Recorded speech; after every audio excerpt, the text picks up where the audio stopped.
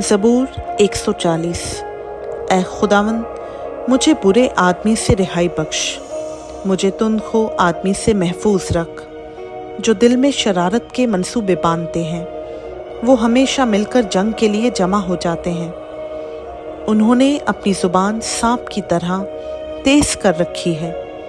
उनके होंठों के नीचे अफ़ई का जहर है। ऐ खुदावंद, मुझे शरीर के हाथ से बचा, मुझे तुंदखो आदमी से महफूज रख, जिनका इरादा है कि मेरे पाँव उखाड़ दें।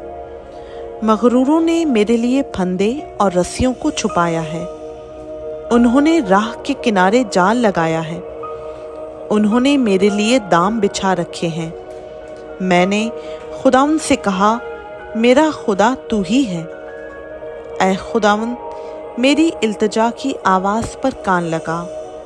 ऐ खुदावंद मेरे मालिक, ऐ मेरी निजात की क़ुव्वत, तूने जंग के दिन मेरे सर पर साया किया है। ऐ खुदावंद, शरीर की मुराद पूरी ना कर, उसके बुरे मंसूबा को अंजाम ना दे, ताकि वो डींग ना मारे।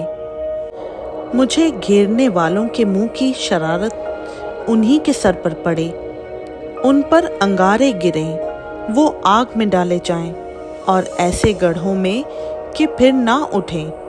बदजुबान आदमी को ज़मीन पर क़याम ना होगा। आफत तुंदखो आदमी को रगेद कर हलाक करेगी। मैं जानता हूँ कि खुदावंद मुसीबत ज़दा के मामला की और मोहताज के हक़ की तायद करेगा।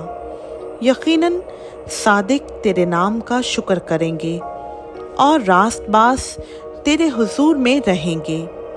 खुदावंद का पाक कलाम का पढ़ा, सुना, समझा और कबूल किया जाना हम सबों के लिए बाइस से बरकत हो। आमीन।